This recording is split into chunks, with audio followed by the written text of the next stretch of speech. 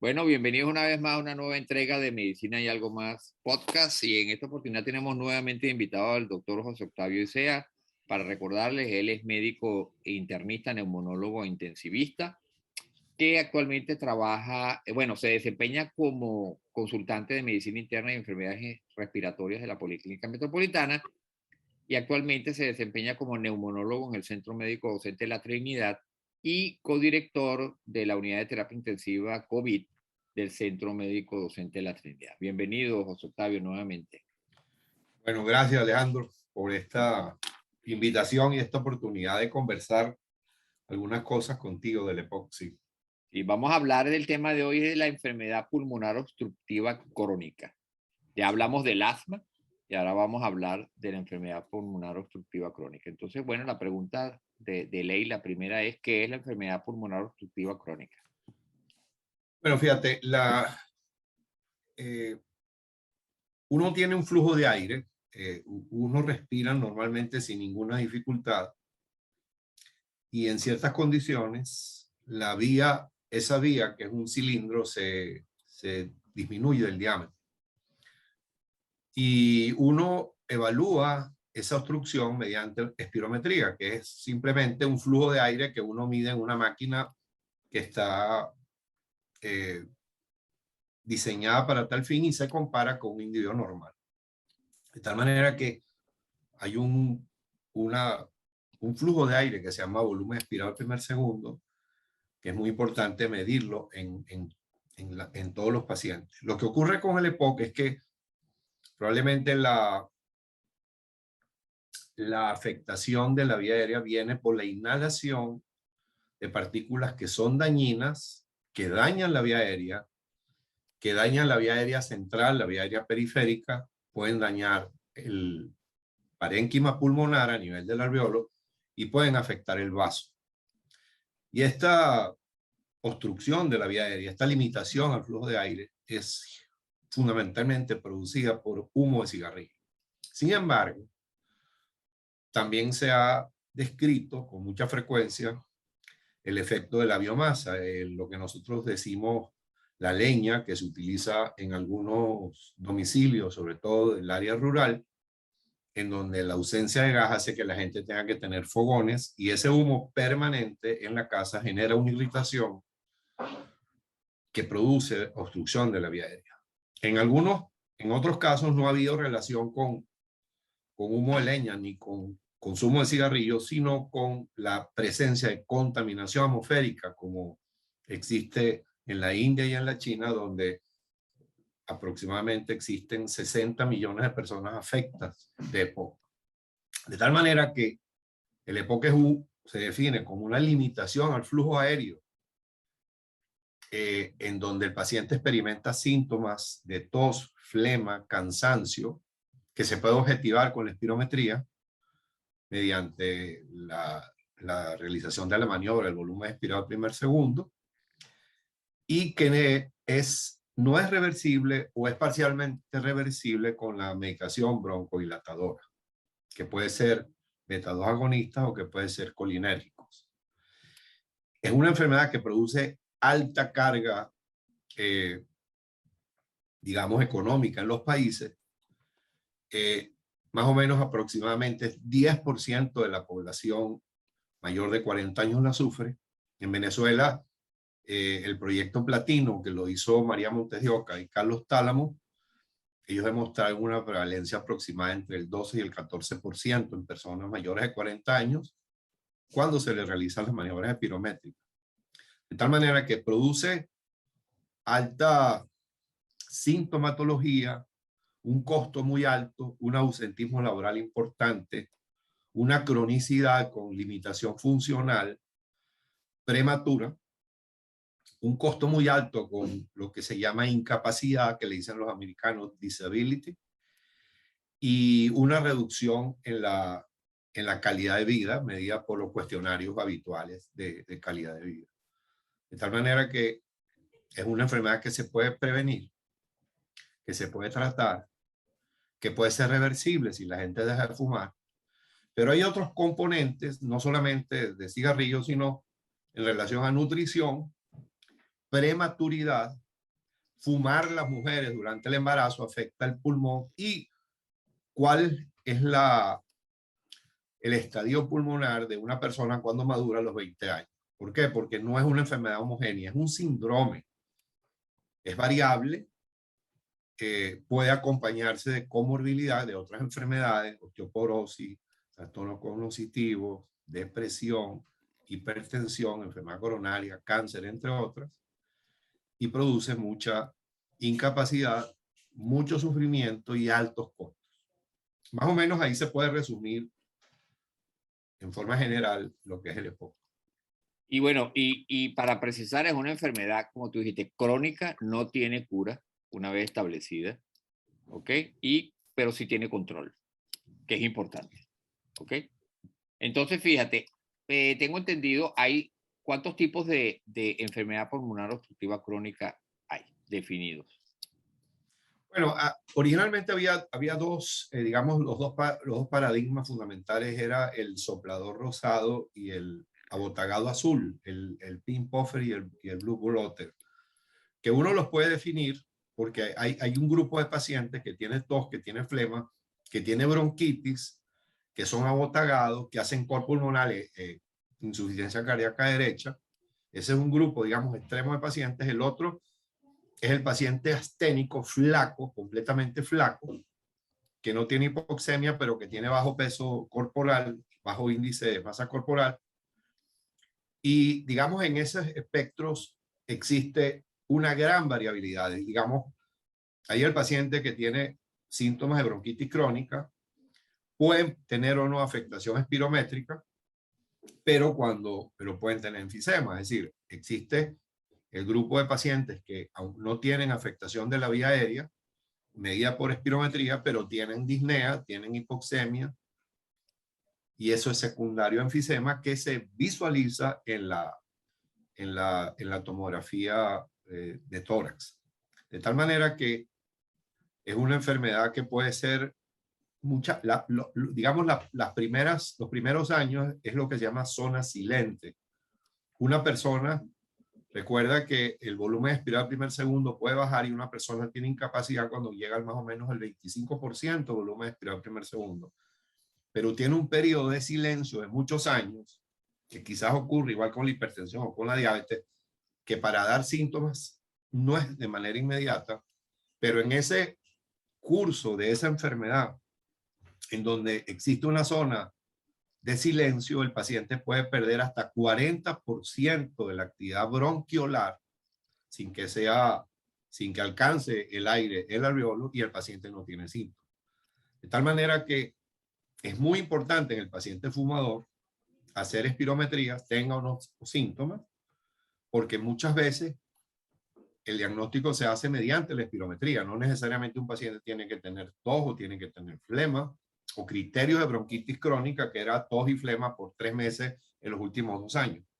De tal manera que yo creo que si un paciente tiene cansancio, si un paciente tiene tos y flema y es paciente fumador, ese paciente debe ser evaluado y debe ser sometido a una espirometría y ubicarlo en qué nivel de enfermedad pulmonar obstructiva crónica está, porque digamos, el estadio es variado, varía del grado 1 al grado 4, dependiendo si la espirometría es normal o es muy baja. Cuando está por debajo de 30% es muy severa, 30-50 es severa, entre 50 y 75 es moderada y por encima de 75 es leve.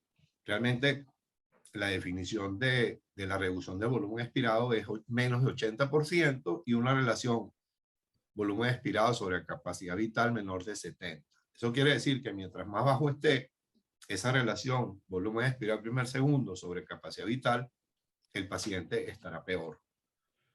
Y eso puede acompañarse de síntomas de bronquitis o de disnea o de disminución de la capacidad física en general. Y eso produce desacondicionamiento, eso produce osteoporosis, produce pérdida de la fuerza muscular o de la capacidad muscular, y el paciente entra en un círculo vicioso que lo lleva a incapacidad en el tiempo. Más o menos de eso se trata. con respecto a las causas y los factores de riesgo, ya tú hablaste, pues. Fíjate, Pero, por ejemplo, en cuanto al sexo, la edad, porque ya hablaste del cigarrillo de la contaminación ambiental, pero en cuanto a la edad, sexo, humos ocupacionales, ¿verdad? En cuanto a la obesidad, en cuanto al aerosoles, químicos, ¿qué hay de eso? bueno, hay muchísimas sustancias, ahorita por lo menos el humo de incendios en Europa con la ola de calor, eso genera obviamente una irritación de la vía aérea. En principio hay algunos cambios importantes con relación al ozono u otros derivados químicos en el ambiente, pero hay un factor muy importante que es la deficiencia de alfa-1 antitripsina, que produce enfisema y produce EPOC a muy temprana edad, quizás después de los 35 años. De tal manera que es mandatorio hacer niveles de alfa-1 antitripsina en esos pacientes que tienen enfisema a edad temprana. Obviamente que digamos, la inhalación de sustancias irritantes es lo que a final de cuentas genera el daño en la vía aérea, porque el cigarrillo produce millones de moléculas y de partículas que viajan a través de la vía aérea y tienen un efecto inmediato a través de la producción de radicales de oxígeno libres, pero produce inflamación en la vía aérea. Entonces, fíjate, lo que ocurre es que cuando hay irritación de la vía aérea a nivel del bronquiolo, hay activación de la cascada de la coagulación. Se forman trombos que después tienen que ser limpiados, por decirlo así, por linfocitos y macrófagos. Y después hay un área de revitalización a través del colágeno. Pero el insulto repetido en la vía aérea genera un fenómeno que se llama remodelamiento, que lo pueden tener los asmáticos también, que significa que la inhalación de sustancias perjudiciales o irritantes en la vía aérea, un individuo que se fuma 20 cigarrillos o 40 cigarrillos al día, todo el día está irritando la vía aérea. La vía aérea se va reduciendo, se genera ese remodelado y se obstruye el bronquiolo y se vuelve incapaz de llevar el oxígeno hasta los alveolos. Eso puede ser producido por humo de cigarrillo, probablemente por vapeadores también, por vaping, porque son sustancias, digamos, muy irritantes en la vía aérea.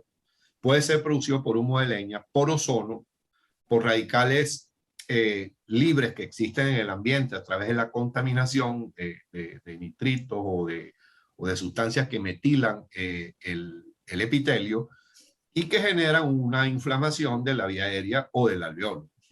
De tal manera que yo diría que fundamentalmente el culpable, quizás en la mayoría de los casos, es el humo del cigarrillo.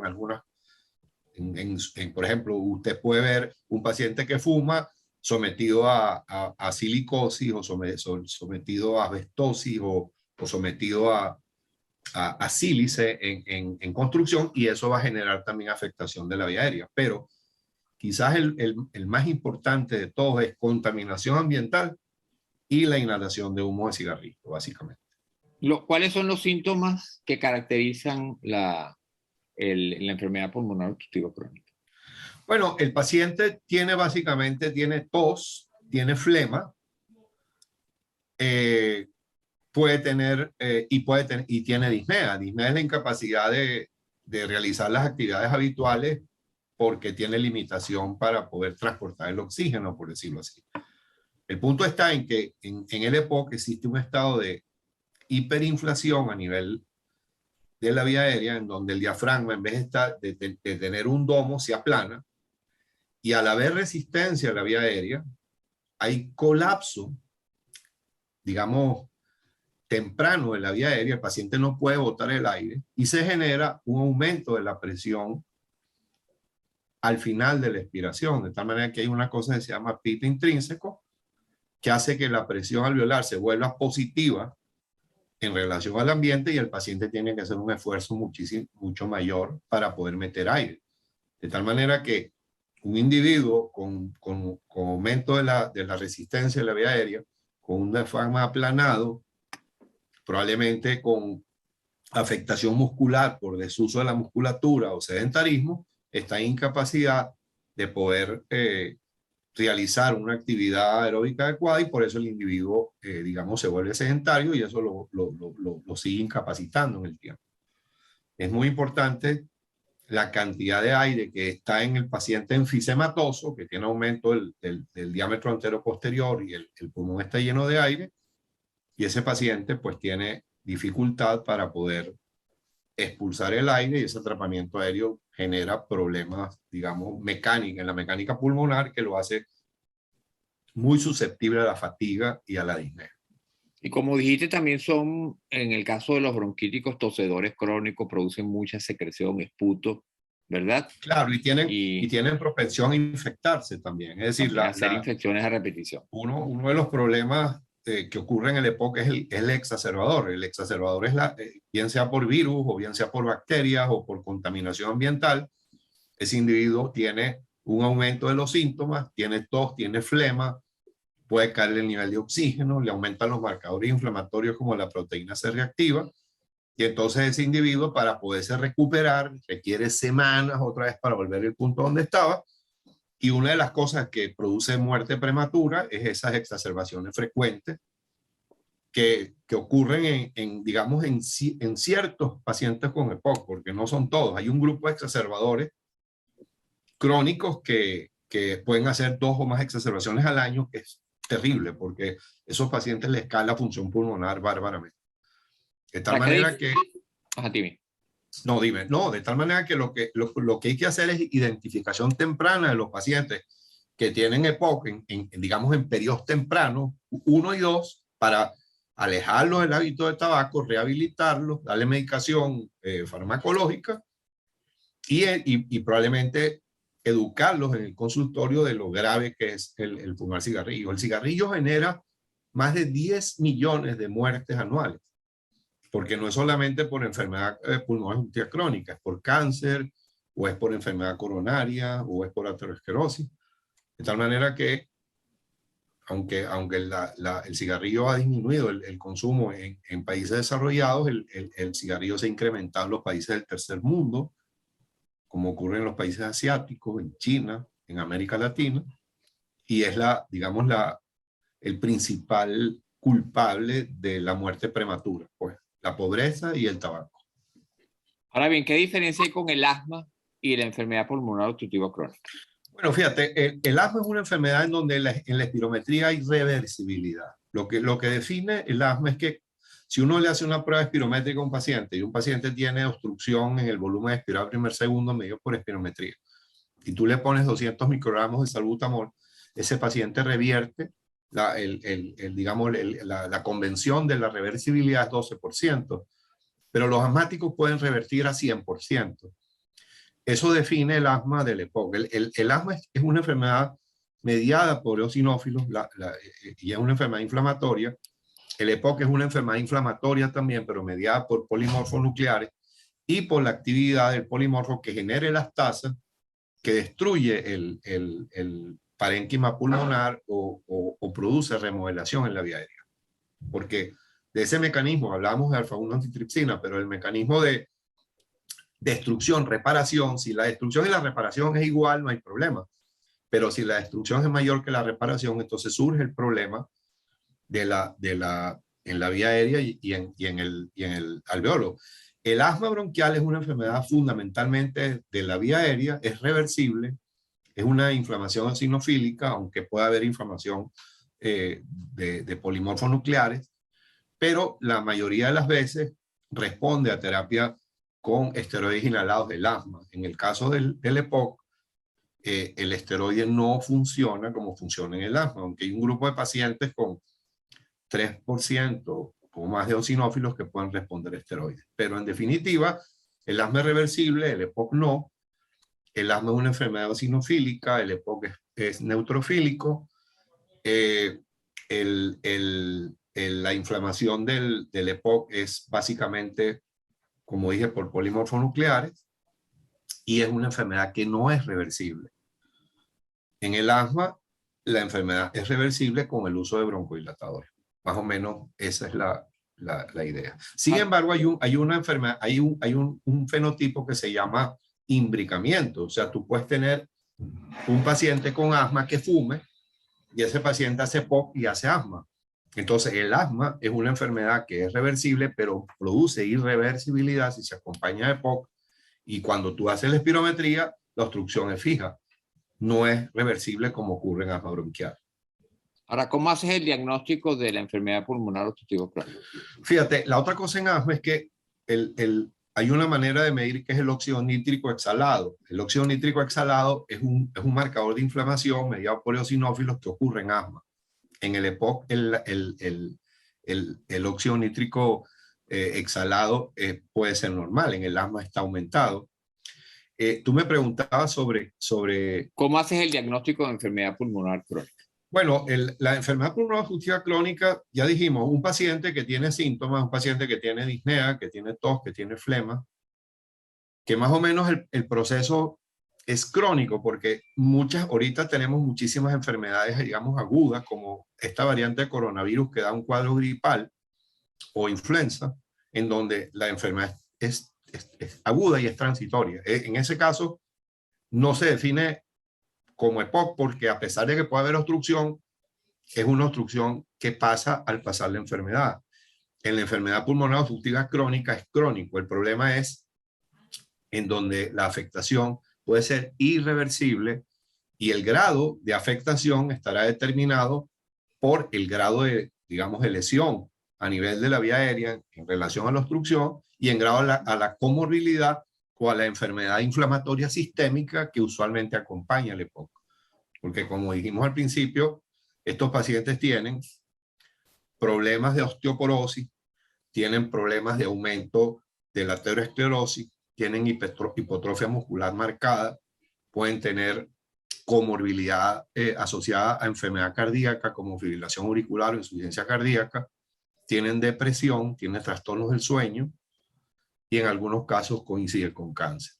¿Por qué? Porque los pacientes han estado expuestos durante muchísimo tiempo a sustancias, digamos, cancerígenas como son las que se conocen en el tabaco, benzopireno, entre otros. Mira, y en estudios de imágenes, ¿qué estudios de imágenes se hacen? Y en cuanto a broncoscopia.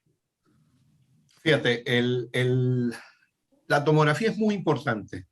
Hemos visto la importancia de la tomografía, quizás más que nunca ahora con el COVID, pero uno puede ver, por ejemplo, tú puedes ver bronquiectasia, que acompañan que aunque no es EPOC, es una causa de exacerbación del EPOC frecuentemente, que son dilataciones bronquiales que se infectan. Tú puedes ver enfisema, puedes ver enfisema centrolobulillar, o puedes ver enfisema paraseptal, o puedes ver enfisema panlobulillar, dependiendo de la extensión, que son áreas de dilatación de los alveolos que se producen por destrucción de la pared alveolar, por la acción de la elastasa producida por la inflamación de los polimorfonucleares. De tal manera que es muy importante, tú puedes ver también si existe o no de manera asociada cáncer, porque se pueden ver nódulos pulmonares o imágenes reticuladas, descartar que no exista una enfermedad asociada como neumonía o tuberculosis, y básicamente también medimos el atrapamiento aéreo, si el tórax que está muy hiperinflado, el paciente puede no tener enfisema, pero tú ves un paciente con hiperareación, con reducción de los márgenes o de las líneas vasculares, porque hay muchísimo aire, y ese aire atrapado es lo que genera pues lo que produce la hiperinflación dinámica, el aumento de la presión alveolar al final de la expiración, y lo que hace que el paciente se canse cuando hace ejercicio, porque cada vez que hace ejercicio disminuye el tiempo expiratorio, porque las vías pequeñas se cierran, y el paciente hace aplanamiento diafragmático, el diafragma se contrae y el paciente tiene mayor dificultad para poder realizar el esfuerzo inspiratorio que un individuo normal lo pudiera realizar. ¿La resonancia también la usan ustedes para diagnóstico? Bueno, la resonancia básicamente, pues, se puede utilizar resonancia, pero cuando tú quieres evaluar la función cardíaca para pulmón, quizás en algunos casos de mesotelioma, pero normalmente no utilizamos tomografía computarizada, sino básicamente para evaluar si el paciente tiene atrapamiento, enfermedad asociada como cáncer, si tiene bronquiectasia, si tiene infección o si tiene enfisema. También es importante porque hay algunas enfermedades que parecen POC y no son, como la bronquiolitis constrictiva, la panbronquiolitis, la linfangioleucomiomatosis, la bronquiectasia misma, la tuberculosis, o las enfermedades inducidas por medicamentos, o cuando hay fibrosis intersticial, o enfermedad pulmonar inducida por radiación, que el paciente puede tener tos y puede tener flema, pero cuando tú lo evalúas, las pruebas espirométricas son restrictivas, no obstructivas, como en el caso del EPOC, y el patrón radiológico que se ve en la radiografía y en la tomografía es completamente diferente. ¿Cuál es el papel de la broncoscopia en el diagnóstico de EPOC? Fíjate, bueno, cuando un paciente tiene, si nosotros tenemos un paciente con tos persistente que se le da antibióticos, el paciente no mejora, tiene obstrucción, tiene sibilancias. Es importante la pregunta porque muchas veces tú puedes tener lesiones endobronquiales que pueden dar obstrucción espirométrica. Lo hemos visto, por ejemplo, con amartomas o con adenomas endobronquiales que pueden dar obstrucción, exactamente igual. Y cuando tú haces la broncoscopia, te consigues con una lesión neoproliferativa que puede ser benigno o maligna dentro de la vía aérea.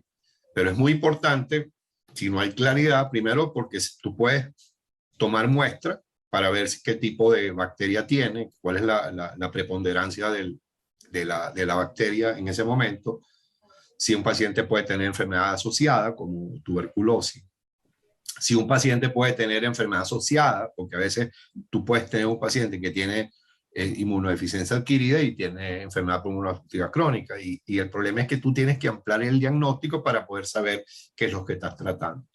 No se hace procedimiento, digamos, broncoscópico de rutina en los pacientes con EPOC, pero en algunos casos donde hay sospecha de lesión maligna, donde un paciente tiene una broncorrea persistente, que no sabemos si el paciente puede tener un carcinoma bronquioliolar asociado, o el paciente tiene una enfermedad oportunista, o puede tener una tuberculosis asociada, porque puede coincidir, entonces la broncoscopia se realiza. Pero no de rutina, sino en casos, digamos, seleccionados, se hace broncoscopia en pacientes con EPOC. ¿Cuáles son las complicaciones que se pueden ver en el paciente con enfermedad pulmonar obstructiva crónica? Las más importantes. No, fundamentalmente la exacerbación. La exacerbación es la inflamación extrema de un paciente que tiene limitación previa. Es decir, nosotros vemos un paciente que tiene un volumen expirado primer segundo en 50%, hace una infección respiratoria, bien sea bacteriana o viral, eso le genera una carga adicional a la obstrucción primera que el paciente tiene, y eso lo puede llevar a insuficiencia respiratoria con retención de CO2 e hipoxemia, y el paciente puede terminar en terapia intensiva intubado por flejamiento del sistema muscular respiratorio. La mecánica respiratoria se afecta, el paciente hipoventila o puede hacer sepsis por una infección y ese paciente va a terapia intensiva. En algunos casos, la exacerbación lo que produce es una insuficiencia respiratoria hipoxémica e hipercápnica, en cuyo caso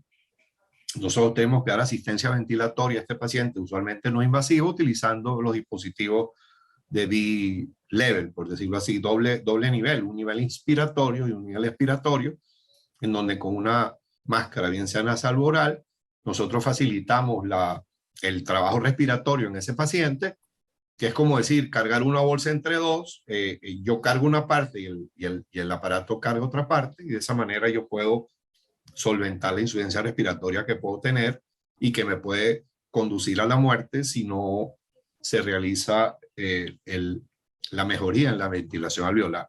De tal manera que las complicaciones pueden ser leves. Muchas veces uno ve el paciente no tiene aumento, no tiene polipnea por encima de 25, el paciente satura por encima de 90%, el paciente no se cansa cuando habla, tiene tos, flema, un poquito más de fatiga, y usted lo puede tratar, le da tratamiento con antibióticos, por esteroides por 5 días, le mejora el tratamiento broncodilatador, le asiste con ventilación no invasiva y lo puede egresar. Pero muchas veces el ingreso depende, digamos, no tanto de los números, sino como si uno conoce el paciente, si el paciente utiliza músculos accesorios, si tiene aleteo nasal, si el paciente no puede hablar, si durmió mal, si vive lejos, probablemente ese paciente hay que admitirlo y darle asistencia en tanto farmacológica con mejorar la oxigenación o como aliviar el trabajo respiratorio con dispositivos de ventilación no invasiva. En algunos casos, si el paciente, digamos, en situación extrema, probablemente debe ir a terapia intensiva y a lo mejor dejarlo descansar 2 o 3 días con ventilación mecánica asistida, invasiva, con intubación traqueal, que el paciente descanse, revertir la inflamación que le generó la descompensación y después probablemente al egresarlo comenzar un programa de rehabilitación para reincorporarlo de mejor manera a sus actividades habituales. Pero digamos, el tratamiento es un tratamiento farmacológico, básicamente con beta-2 agonistas inhalados y anticolinérgicos. Algunas cuestiones que se discuten si sirven o no para mejorar la tolerancia bronquial, como puede ser la N-acetilcisteína, oxígeno a bajo litraje, 1 litro, ya la saturación por encima del 90%, una presión arterial de oxígeno por encima de 60 milímetros de mercurio, y probablemente esteroides por 5 o 7 días máximo, dándole una dosis de 40 miligramos de prednisona equivalente en metilprednisolona o en el esteroide que haya disponible por 5 o 7 días. Y el antibiótico para cubrir Moraxella catarrhalis, neumococo, probablemente clamidia y probablemente Moraxella catarrhalis. Hemófilos influenza, Moraxella catarrhalis, neumococo y clamidia. Probablemente dándole una quinolona o asociándole una penicilina con un macróleo es suficiente para tratar la infección. En cuanto, por ejemplo, que ya entramos en tratamiento a antialérgicos, antitusígenos o mucolíticos, porque a veces pareciera como contradictorio, pues que tú trates de calmar la tos, Pero fíjate, que es un mecanismo que lo que hace es eliminar ese exceso de moco, claro, en vez de dar fluidificantes de esa mucosidad. Y lo otro es los nebulizadores, oxigenoterapia en casa, ya para los casos más avanzados. Como fíjate, hay un artículo que fue publicado en Chess que era la sopa de pollo como antiinflamatorio. Y resulta que ellos agarraron caldo de consomé, de pollo, y pusieron sustancias inflamatorias dentro de la placa de agar. Y aparentemente el caldo de pollo inhibe la inflamación. Algo tiene, porque fíjense que yo me acuerdo, yo soy de un pueblo que se llama Bocono, y cuando uno estaba chiquito lo que le daban era guarapo de sauco y caldo de gallina. Yo creo que, digamos, no hay ninguna guía en la guía de GOL, en las estrategias globales para el tratamiento de enfermedad pulmonar crónica, que diga que los guarapos sirvan. Pero yo creo que si uno da la medicación adecuada, pone el antibiótico, da el esteroide y pone los inhaladores adecuados, probablemente las cosas calientes funcionen, porque los té calientes, la manzanilla o el té o el café, las cosas calientes ayudan a expectorar, En algunos casos, la N-acetilcisteína o la guaifenacina se han utilizado y ahí es una diatriba que va y viene. Alguna gente dice que sí, otra gente dice que no. Pero yo creo que utilizar la medicación convencional, la que se ha probado, pues de acuerdo a la medicina basada en evidencia que funciona, en algunos casos, aunque la tos es buena para ayudar a expectorar, en algunos casos la tos se vuelve insoportable. Y en estos casos, pues uno puede utilizar inhalaciones con lidocaína o puede dar medicación con codeína, teniendo cuidado en no deprimir el sensorio, porque en estos pacientes que tienen EPOC avanzado, el uso de sedantes del sistema nervioso central como benzodiazepina, codeína, narcóticos están contraindicados porque pueden precipitar insuficiencia respiratoria hipoxémica hipercápnica. Pero si se da con juicio vigilado el paciente, en algunos, por ejemplo, en pacientes con COVID severo, que no tienen nada que ver con el EPOC, pero hemos utilizado inclusive hasta gabapentina en la noche, que es una medicación que funciona en pacientes que tienen fibrosis pulmonar para cohibir la tos y los pacientes les ha ido bien. Entonces a veces combinamos codeína con gabapentina en la noche, pero yo creo que hay que individualizar al paciente, no inhibir la tos, porque la tos es un mecanismo de limpieza de la tole bronquial.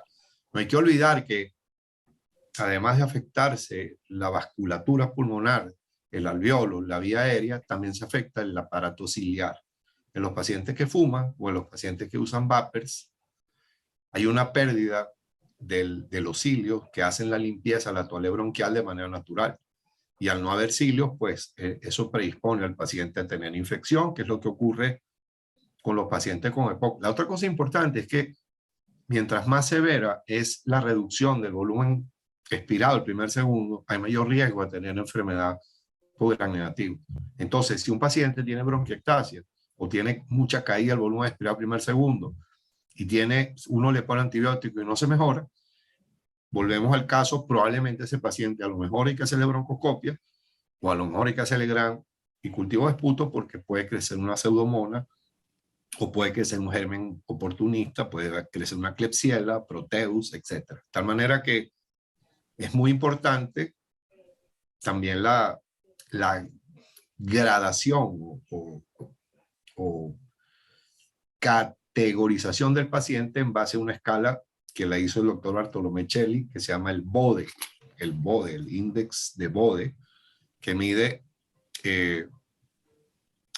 índice de masa corporal, grado de obstrucción en la espirometría, disnea por escala análoga visual de la disnea y caminata de 6 minutos.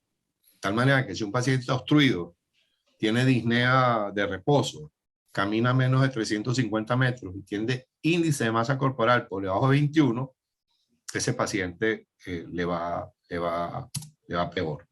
De tal manera que es una escala simple, fácil de usar, que se puede utilizar en la cabecera del enfermo y que sirve para ubicar al paciente en un estrato que puede ser leve o grave, y podemos ver la progresión si el paciente va de una categorización muy elevada a una categorización más leve. Eso se puede utilizar o se puede mejorar al paciente utilizando medicación, rehabilitación y tratamiento de la comorbilidad cuando exista. Mira, y hay que recordar que el agua, una manera de mantenerse bien fluidificadas esas secreciones es mantenerse bien hidratado. Y está claro que si la persona respira mucho más rápido, está perdiendo también agua. Hay una pérdida mayor de agua. Y esas pacientes que son ya de cierta edad tienen esa tendencia a hidratarse menos. Entonces es importante recordar que el agua juega papel importante para mantenerse bien hidratado y esas secreciones fluidas. Fíjate, es muy importante el comentario, porque en algunos casos la secreción se vuelve muy densa, como ocurre, por ejemplo, en el caso extremo de la fibrosis quística, donde la secreción es muy densa. Y en algunos casos se puede utilizar, una solución hipertónica para nebulizarlo, que puede ser al 4 o al 5 o al 6%, que es 6 gramos de sal en 100 cc de salina. Muchas veces cuando el paciente tiene mucha secreción muy espesa, uno los nebuliza con solución hipertónica, y al venir el agua del espacio intravascular al espacio traqueal o bronquiolar o bronquial, la secreción se fluidifica, el paciente se mejora. Porque a veces, esa es una de las cosas que pasa con pacientes. ¿Te acuerdas de los cristales de Charcot-Leyden cuando se tapaba la vía aérea, que uno lo veía en terapia intensiva, cuando uno lavaba, que a veces salía el filamento de la vía aérea exactamente igual? Era como una raíz de cristales de eosinófilos metidos en la vía aérea, y que no había manera de resolverlo si no era poniendo de solución salina a través de la tráquea. De tal manera que es muy importante lo que tú dijiste, la hidratación y el uso de soluciones hipertónicas para nebulizar cuando el paciente tiene secreciones muy densas, muy purulentas y de difícil expectoración. La fisioterapia respiratoria, percusiones. Bueno, la percusión está indicada cuando el paciente tiene abscesos pulmonares o cuando tiene bronquiectasia. El paciente, hay la discusión de si altera la ventilación, perfusión, la percusión, o si el paciente tiene osteoporosis, uno no le va a fracturar una vértebra o una costilla con la fisioterapia. O puede producir broncoespasmo. O puede producir broncoespasmo. De tal manera que Quizás en algunos casos se utiliza ese dispositivo de resistencia a la vía aérea para mejorar la función diafragmática, que bueno, hay gente que yo creo que lo más importante, digamos, en el paciente es que el paciente haga ejercicio. A veces el paciente puede caminar 5 minutos 3 veces al día o puede caminar 10 minutos 3 veces al día. Si el paciente el oxígeno le cae por debajo de 60 milímetros de mercurio, la saturación está por debajo de 90, puede utilizar un concentrador de oxígeno portátil o puede hacer bicicleta estacionaria o debe hacer pesa con los brazos o debe hacer sentadillas. Pero lo más importante es que el paciente se mantenga activo, porque aún con un paciente que tenga un volumen expirado muy bajo, el transporte de oxígeno y la eficiencia del sistema de transporte de oxígeno puede mejorar. A veces la misma mitocondria mejora con el ejercicio a pesar de mantener, digamos, la misma cantidad de oxígeno a nivel mitocondrial. Es muy importante la rehabilitación, es muy importante la alimentación, es muy importante el descanso, es muy importante que el paciente tenga la cabeza tranquila y es muy importante utilizar la medicación de manera adecuada. Eso es importante, Alejandro, porque muchas veces el paciente no sabe usar, uno le manda a un paciente mayor un spray y el spray el paciente tiene que agitarlo, tiene que sincronizarse, tiene que inhalar lentamente en inspiración. Y entonces el paciente, no, doctor, es que eso no ha hecho nada. No le ha hecho nada porque usted no le ha explicado bien. Ese paciente puede utilizar un aerochamber, que ya lo hablamos la otra vez, que el paciente respira a través de esta boquilla y aquí queda el inhalador cuando usted le da y el paciente respira 6 veces lentamente y eso le sirve en vez de ponerle esto directamente, porque en pacientes mayores a veces no pueden sincronizarse, o lo mismo que pasa en niños que tienen asma bronquial. O sea, es preferible utilizar el espaciador cuando no hay polos, porque ahí también hay polos inhaladores, como polos inhalados, como en las combinaciones de salmeterol fluticasona o formoterol budesonida, que son polos que son más fáciles de usar. Pero si usted le manda un anticolinérgico en spray a un paciente y el paciente no se sincroniza, el medicamento se le va a quedar en la boca y no va a hacer absolutamente nada. ¿Para qué médico debe consultar un paciente con enfermedad pulmonar obstructiva crónica y cuáles son las señales de alerta que deben hacer que el paciente llame o acuda a la emergencia? Fíjate, yo creo que ahorita una de las cosas, digamos, importantes que nos trajo el COVID fue la oximetría. El oxímetro de pulso da 2 indicadores muy importantes que son la frecuencia cardíaca y la saturación. De tal manera que si un paciente tiene una saturación de oxígeno por debajo de 90 y una frecuencia cardíaca muy alta por encima de 100 o muy baja por debajo de 60, ese paciente, si tiene síntomas, tiene disnea o tiene tos o tiene flema o tiene fiebre o el esputo es purulento, ese paciente debe consultar a su médico de cabecera. ¿Cuál médico recomiendo yo? El médico que le tenga cariño al paciente, el médico que se preocupe por el paciente. Yo creo que la clave es eso. Si el médico se preocupa por el paciente y es estudioso y es minucioso, mejor todavía.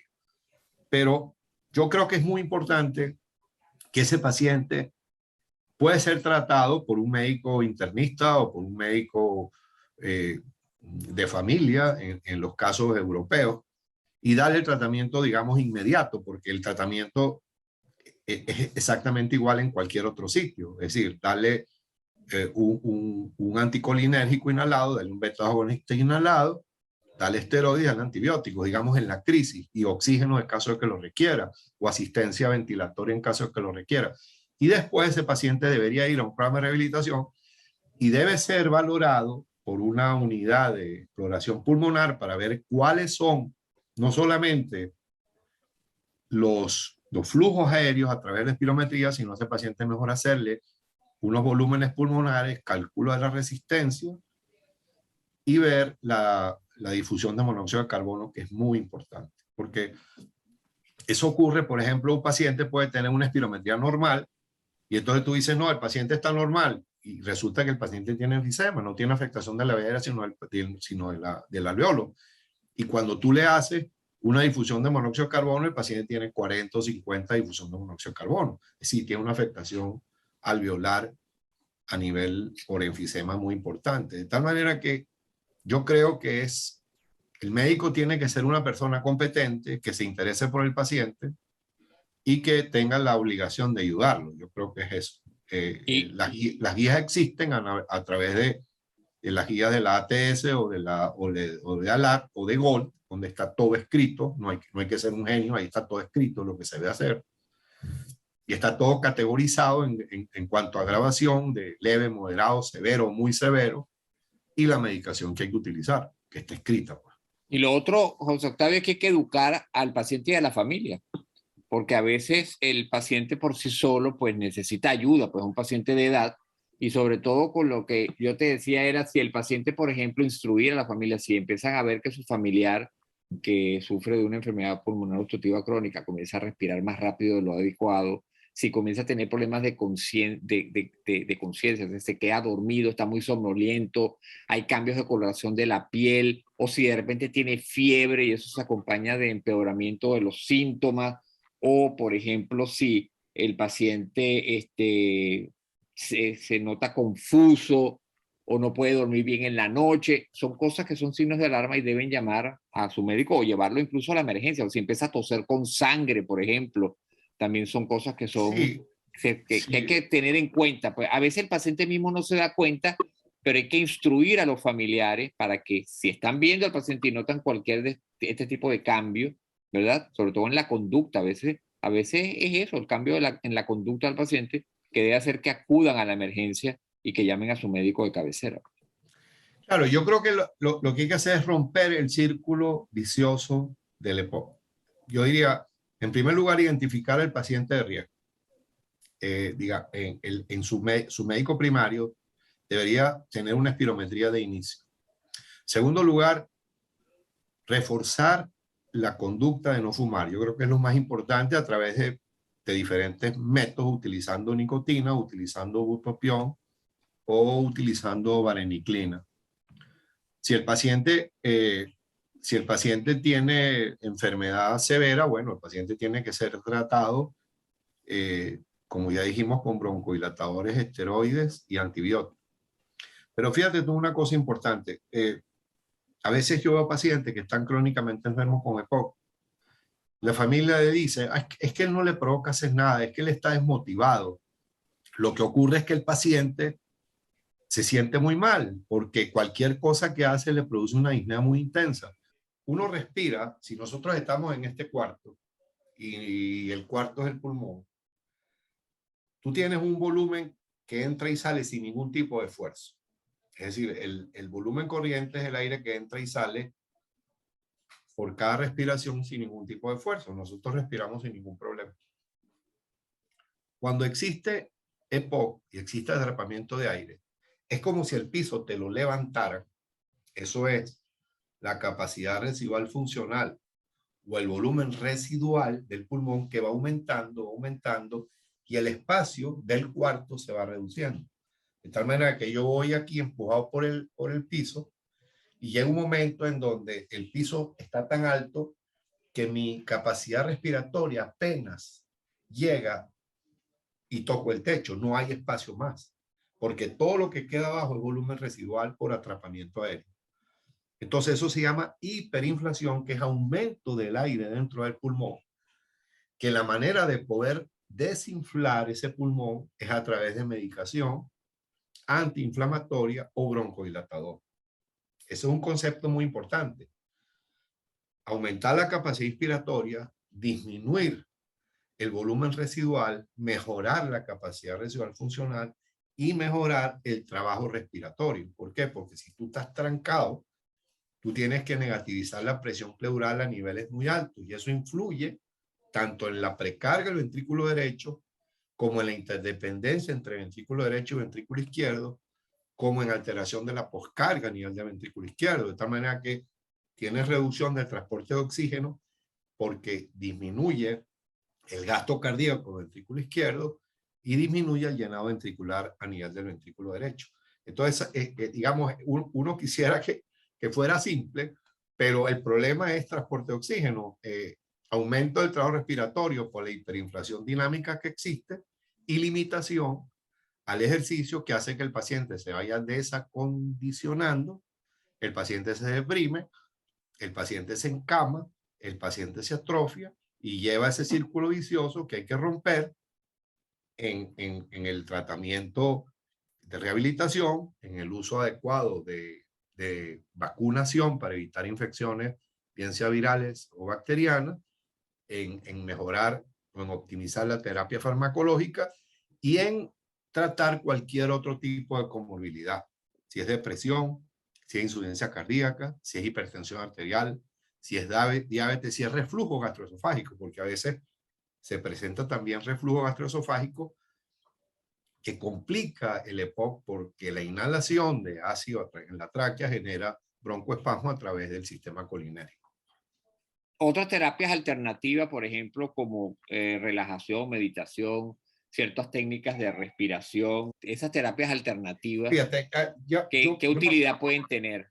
Sí, yo creo que cualquier, cualquier, cualquier maniobra que mejore la confidencia del paciente y le dé mayor autonomía, siempre le va a hacer bien. De tal manera que por lo menos yo he comprobado, por ejemplo, que el tai chi, que es un ejercicio muy lento, de movimientos muy lentos, puede ser hecho sin mayor problema en el paciente porque no demanda un trabajo cardiopulmonar mayor. Pero aún en casos de disnea, utilizar los ejercicios de manera transitoria por corto tiempo es preferible que el sedentarismo. La acupuntura, yo no tengo experiencia en acupuntura, pero puede disminuir la percepción de la disnea. La meditación hace que, no solamente en EPOC, sino en cáncer, dicen que la mente está libre de afectación de enfermedad y tú con meditación puedes ayudar a disminuir todo el estrés que significa tener una enfermedad crónica. Yo creo que absolutamente que eso es importante, poder uno tener la mente quieta y concentrarse en la respiración. Y también es muy importante lo que dicen los americanos, el pulse lip breathing, que es que tú debes tomar en 2 y botar en 4. Que la expiración sea el doble de la inspiración para cualquier maniobra, yendo al baño, yendo a la cocina, caminando, tomar en 2, botar en 4 es muy importante para evitar el problema de la hiperinflación que se hace cuando se acorta la expiración. Es decir, tratar de concientizar que la expiración debe ser el doble de la inspiración. Eso es muy importante. La música puede servir, cantar puede servir, ejercicio físico es mandatorio, ejercicio con pesas livianas de 2 kilos en los brazos para evitar la atrofia muscular es importante. La sentadilla, si el paciente es hipoxémico, utilizar oxígeno suplementario para mantener una saturación alrededor del 90%. Evitar los sedantes en la noche, porque a veces el paciente no duerme y entonces el familiar con muchísimo amor le da benzodiazepina, le da alprazolam o le da clonazepam o le da Solpidem y entonces lo que hacen es hacer un problema muy grave. Yo creo que básicamente incentivar la actividad física en el paciente con EPOC.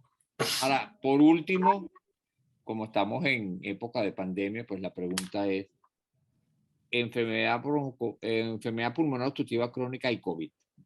Ciertamente estos pacientes caen dentro del grupo de pacientes de riesgo para sufrir un COVID más complicado. Fíjate, yo creo que en la consulta nuestra nosotros tenemos más o menos entre el 15 al 20% de los pacientes tienen EPOC. Entre Luis Carlos, Agustín y yo, que vimos pacientes con COVID, nosotros no vimos ningún paciente con EPOC que tuviese un COVID peor que un paciente general. Probablemente, y eso se ha visto en pacientes con artritis reumatoide y en pacientes con asma, probablemente el esteroide inhalado protege al paciente de la inflamación pulmonar tan severa que se ve en pacientes con COVID sin comorbilidad de EPOC o de asma. De acuerdo a lo que yo he visto, mi experiencia es, nosotros vimos en pandemia cerca de 2.000 pacientes con COVID, de los cuales muchos fueron graves, pero muy pocos de los pacientes que tuvieron COVID grave tenían EPOC o asma. Habría que ver la casuística de los grandes centros en la China, en Wuhan o en Italia, que tuvieron miles de pacientes, a ver cuál fue la evolución de estos pacientes. Sí es muy importante, Alejandro, una cuestión que estábamos discutiendo con el doctor Chelly, y es que probablemente el uso de tocilizumab, que es un inhibidor de la interleuquina 6, que se utilizaba en tormenta de citoquinas, puede condicionar enfermedad oportunista tardíamente, como puede ser tuberculosis. Porque en Venezuela, lo que se vio ahorita, o sea, con el COVID probablemente se abandonó todas las medidas públicas de tratamiento del paludismo y la tuberculosis, y ahorita la prevalencia de tuberculosis en Venezuela ha aumentado de manera exponencial. De tal manera que el mensaje sería que probablemente el uso de medicación antiinflamatoria crónica, en el caso del EPOC o del asma, disminuye la gravedad de las manifestaciones alveolares, el distrés respiratorio del adulto severo que se ve en el paciente que tiene COVID. Pero es una información anecdótica. Habría que revisar las series en los grandes centros a ver si a los pacientes con EPOC les fue peor o no. Yo creo que nuestra experiencia es que fue más o menos igual. No hubo ningún indicador de que el EPOC fuera una condición que agravara la enfermedad por coronavirus, para nada. ¿No? Perfecto. Bueno, yo creo que con esto cubrimos el tema. José Octavio, no me queda más que agradecerte nuevamente tu presencia aquí y por supuesto quedas invitado para una nueva entrega de Medicina y Algo Más podcast. Si hay algunas preguntas de la audiencia después, sería bueno contestarlas de tal manera que pudiéramos hacer en alguna oportunidad alguna cuestión interactiva, porque quizás hay muchas cosas de orden cientificista, por decirlo así, o de definición muy puntual, que a lo mejor sería conveniente darlo en un lenguaje más sencillo. Se trató de hablar en un lenguaje muy sencillo, pero a veces hay cosas que parecen difíciles, pero no son, pero la gente puede que no lo entienda. La intención esta es que la gente pueda interesarse por el EPOC, que el EPOC se sabe que es una enfermedad que es tratable, que es prevenible, que el paciente pueda alcanzar una expectativa de vida si hace las cosas como se deben hacer, igual que en otro paciente, y que es muy importante el tratamiento de las comorbilidades y sobre todo evitar el consumo de tabaco. Yo creo que ese es el mensaje final. Perfecto. Bueno, gracias José Octavio por tu presencia acá en Medicina y Algo Más podcast. Gracias, Alejandro. Un gran abrazo para ti.